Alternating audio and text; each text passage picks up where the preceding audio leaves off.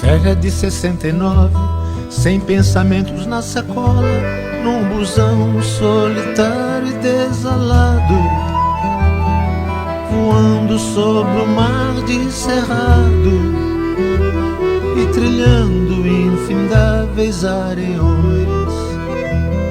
2 dias de mala na mão rumo a Iguatemi, com flashes de dourados, Ponta Porã, Mambai. Recuerda as primeiras palavras, Petém, Mocó, Emborrapu. Então conheci 7 Quedas, Paranhos e Itacuru. Aí fui enfeitiçado pela hermosa Ivoti del Chaco, e com ela aprendi Diapu, Nambrena e Jacaru, a dançar polca paraguaia e saborear Chipaguaçu. A dançar polca paraguaia e saborear Chipaguaçu. Somos culturas enraizadas nos entrelaços dos povos de lá e daqui, onde irmãos se compadreiam em português, espanhol e guarani. De arracheira e contar histórias em guarani.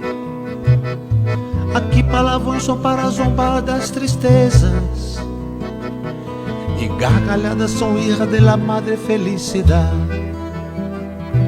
E gargalhadas são hija de la madre felicidade.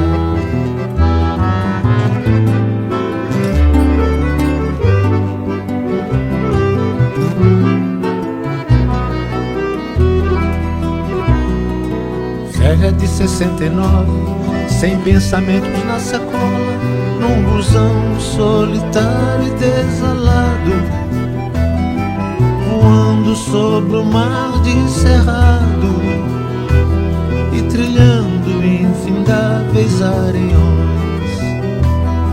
2 dias de mala na mão rumo a Iguatemi, com flash de dourados, Ponta Porã, Mambai. Recuerda as primeiras palavras, Petém, Mocó, Emborrapu. Então conheci 7 Quedas, Paranhos e Itacuru. Aí fui enfeitiçado pela hermosa Ivoti del Chaco, e com ela aprendi Diapu, Nambrena e Jacaru, a dançar polca paraguaia e saborear Chipaguaçu. A dançar polca paraguaia e saborear Chipaguaçu. Somos culturas enraizadas nos entrelaços dos povos de lá e daqui, onde irmãos se compadreiam